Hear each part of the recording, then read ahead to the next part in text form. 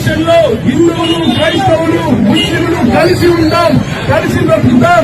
కానీ కావాలని కొన్ని దుష్ట శక్తులు, కొన్ని మతోన్మాద శక్తులు మన మధ్యలో ఈ ఏర్పాటు తీసుకొని రావడానికి కోషిష్ చేస్తున్నారు.